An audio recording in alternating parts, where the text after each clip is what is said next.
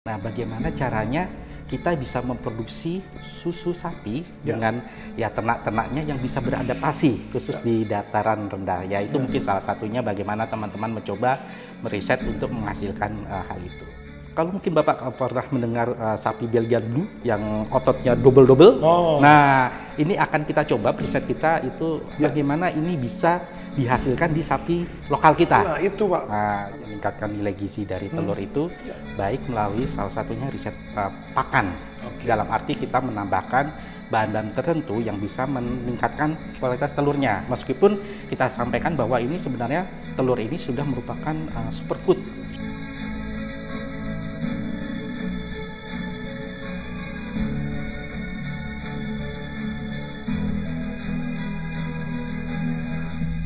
Assalamualaikum warahmatullahi wabarakatuh. Hai, masih bersama saya di Bincang Ada Hijau.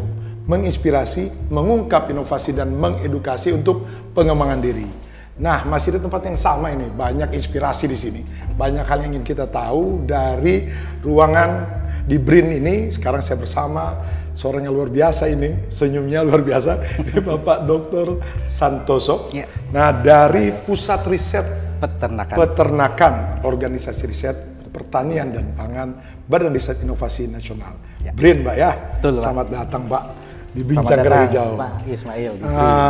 Ini kita membicara karena peternakan tentunya. Saya teringat ini, Pak. Peternakan itu konon katanya ada 3 yang penting di situ.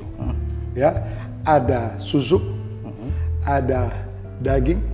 Apalagi yang terakhir, Pak?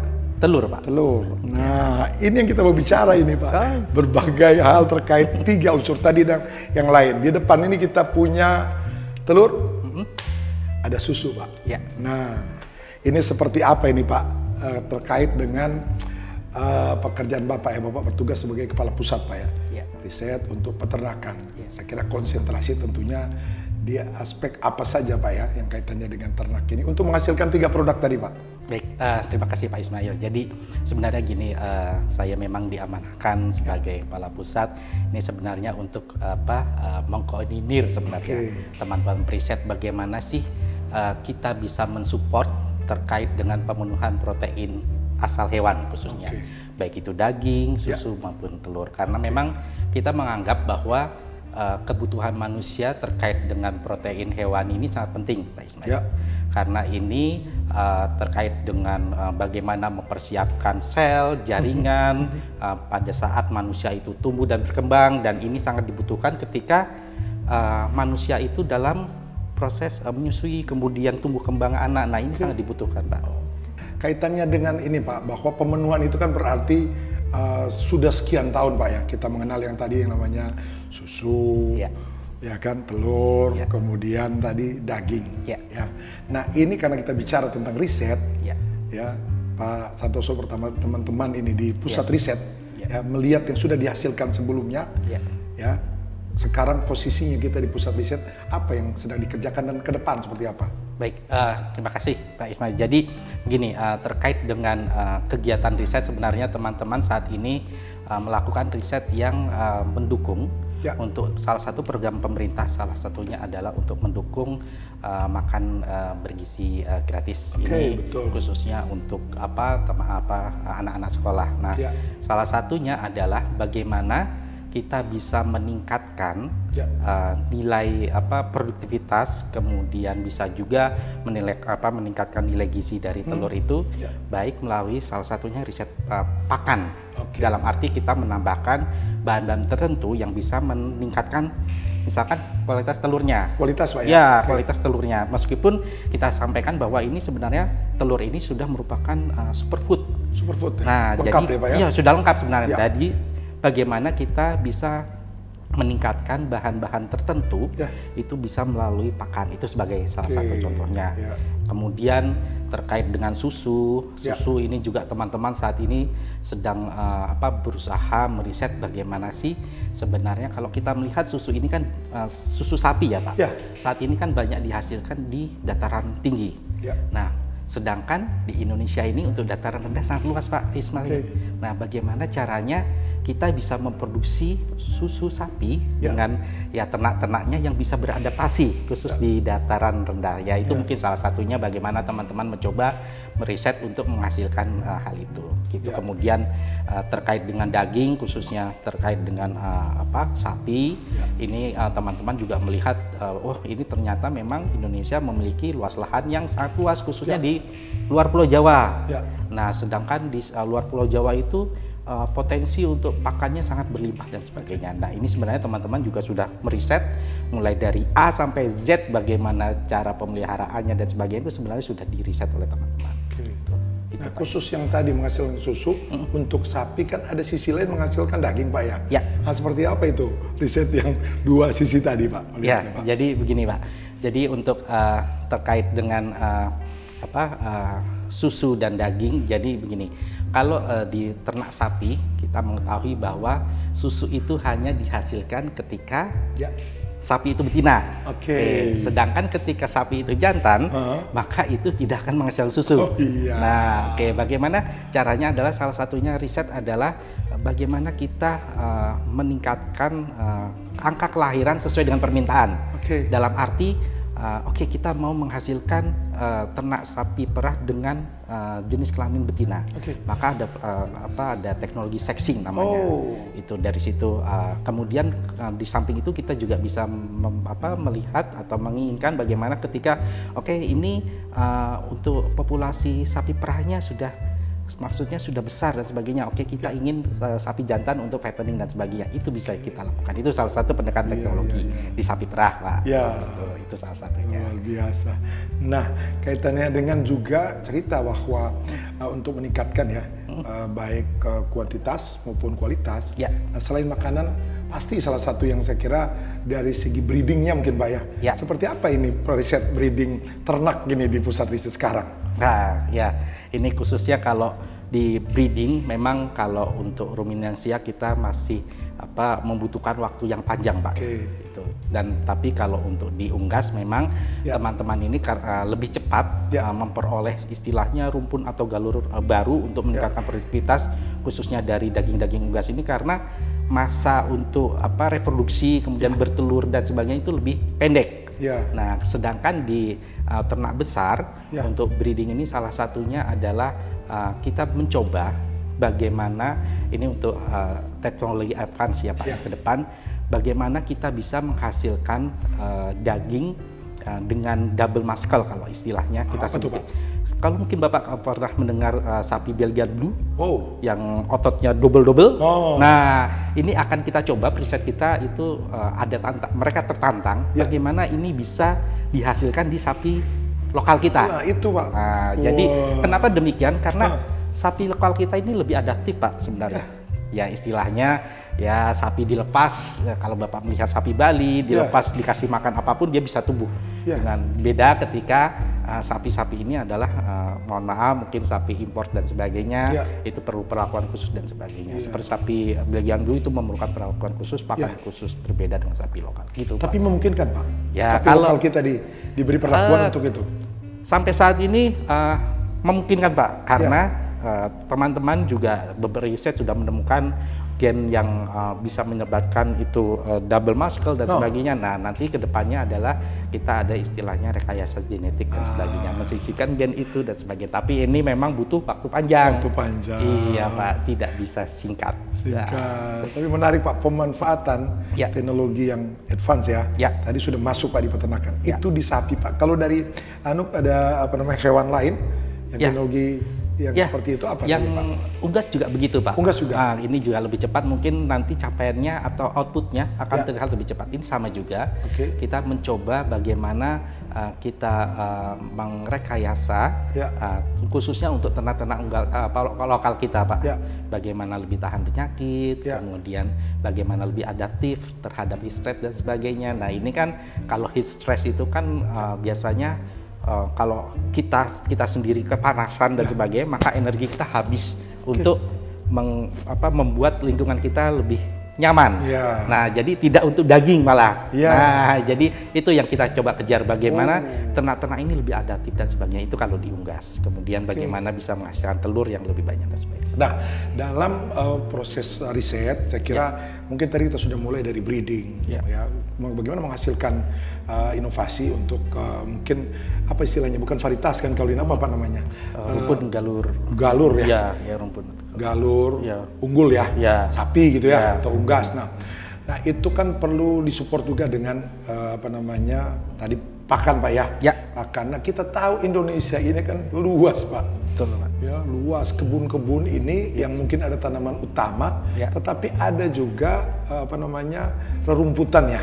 Betul Pak. Nah, rerumputan yang mau dikendalikan dengan berbagai cara. Padahal itu mungkin potensi untuk ternak. Apa Pak melihat ini bagaimana sih mengoptimalkan pemanfaatan lahan di antara tanaman utama ini, apapun ya, perkebunan terutama, untuk tadi bisa meningkatkan hasil ternak Pak. Pak? Baik Pak Ismail, jadi begini Pak, benar apa yang disampaikan Pak Ismail, jadi memang lahan kita di luar Pulau Jawa ya khususnya itu sangat luas. Dan ini sebenarnya belum dimanfaatkan secara maksimal, khususnya untuk pengembangan ternak sapi Pak. Nah, kita mengetahui bahwa untuk sapi itu ya hampir 70% kos biaya itu untuk pakan. Itu dia Pak, 70%? 70% Pak, ya. 70%. Nah, kita bayangkan saja Pak, bagaimana prioritas sapi itu ketika untuk sapi pedaging itu kan harus dibesarkan dari kecil, sama juga dengan sapi perah. Kemudian sapi perah itu kan juga harus ketika untuk menghasilkan susu dan sebagainya kan harus dalam kondisi bunting dia. Nah, begitu Pak ya? Betul Pak, harus dalam kondisi bunting, kemudian kapan mencapai pubertas itu hampir 1,5 sampai 2 tahun. Harus seperti itu Pak ya? Iya, harus begitu Pak. Jadi, nah masa panjang itu Pak, nah itu masa kita dari istilah pedet, kemudian sampai siap, dan itu kan membutuhkan, itu kan membutuhkan istilahnya adalah maintenance atau untuk pembesaran dan sebagainya, untuk pakan dan sebagainya. Nah, kita memang melihat di luar Pulau Jawa ini sangat memiliki potensi yang besar, tapi permasalahannya adalah ini belum diimplementasikan, meskipun peraturannya itu sudah lama Pak, sudah hampir 10 tahun Pak, terkait dengan integrasi sapi sawit dan sebagainya, salah satunya. Nah, ini perlu perlu istilahnya perlu dorongan lagi agar ini bisa terimplementasikan, meskipun banyak keraguan-keraguan mungkin dari pekebun dan sebagainya, tapi ini sebenarnya sudah dijawab oleh riset-riset kita. Sudah ada penelitian dari A sampai Z Pak. Sudah ada hitung-hitungannya dari A sampai Z, kemudian sampai terakhir ini teman-teman riset itu sampai menghitung gas rumah kacanya Pak. Bagaimana gas rumah kaca yang dihasilkan di kebun sawit dan sebagainya, dan dari situ juga teman-teman riset sebenarnya sudah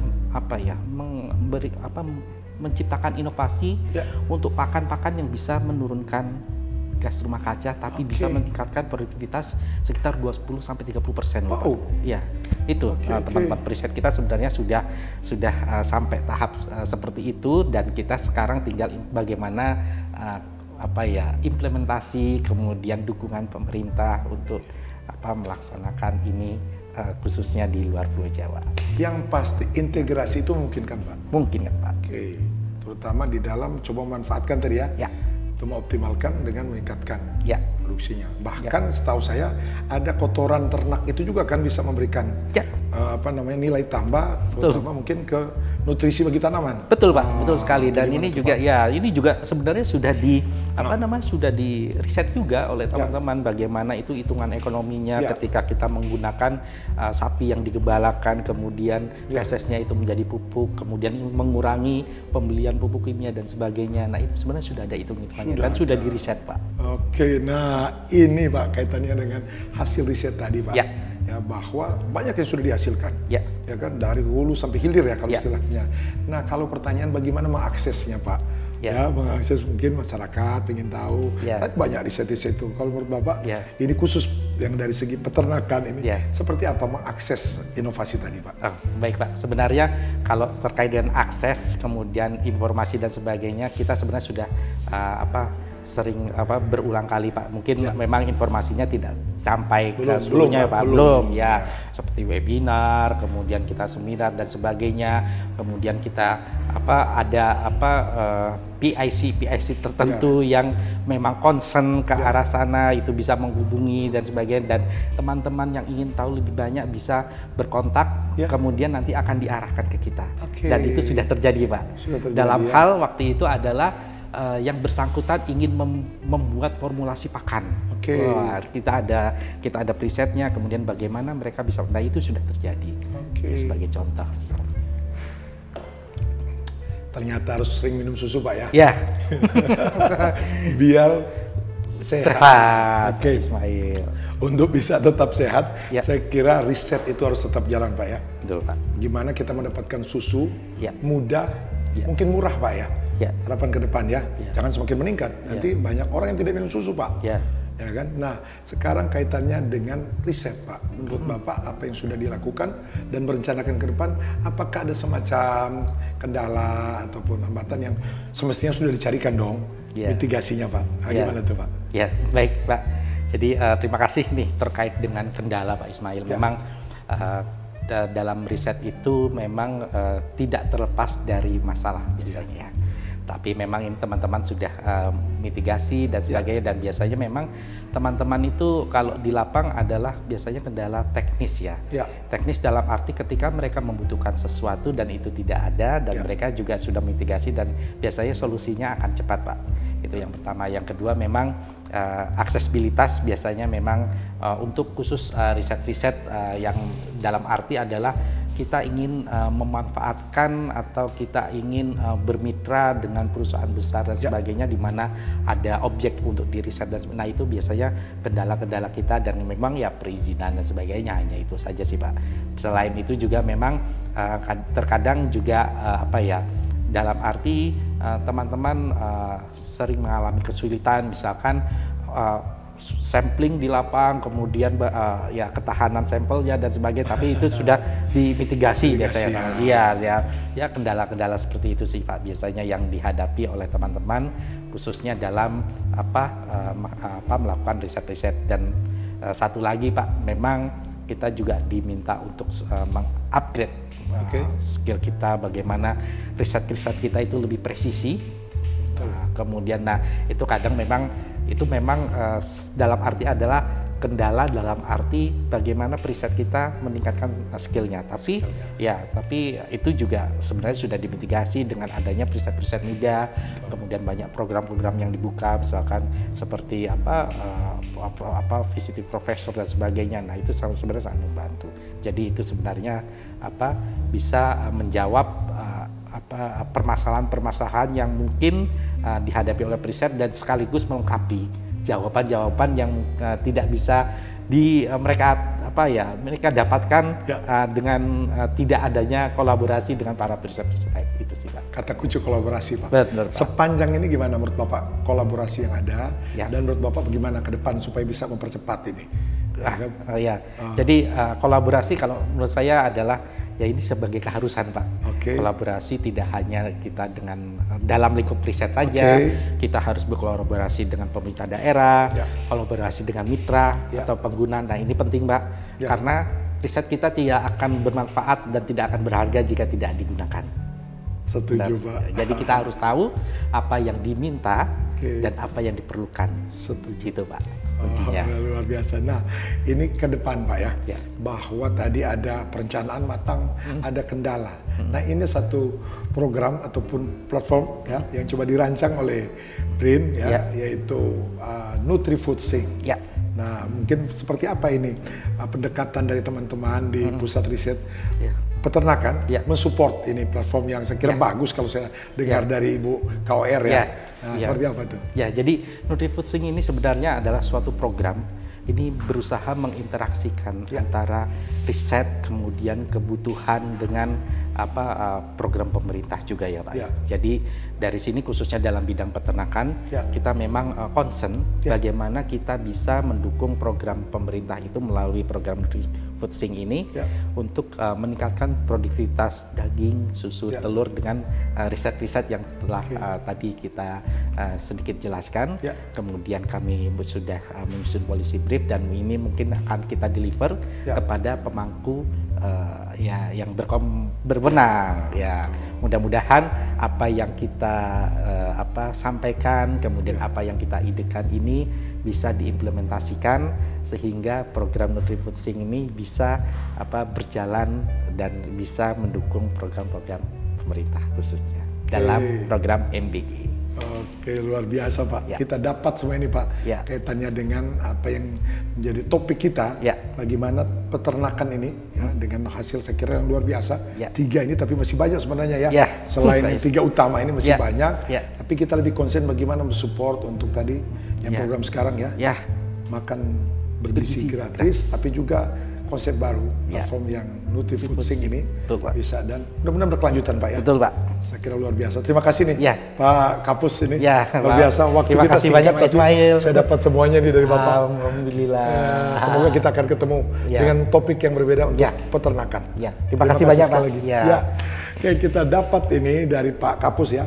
Pak Dr. Santoso, bagaimana ini pekerjaan teman-teman di Pusat Riset Peternakan ini mencoba mengeksplor kemudian juga mencari solusi-solusi untuk permasalahan peternakan yang saya kira ikut berkontribusi untuk kedaulatan pangan depan yang dimulai dengan usaha-usaha mencari solusi dari permasalahan di dunia ternak. Nah, dan saya berharap ini salah satu contoh produknya ini telur yang mudah-mudahan ke depan akan ada inovasi-inovasi baru lagi terkait produk-produk peternakan ini akan menjawab tantangan ke depan.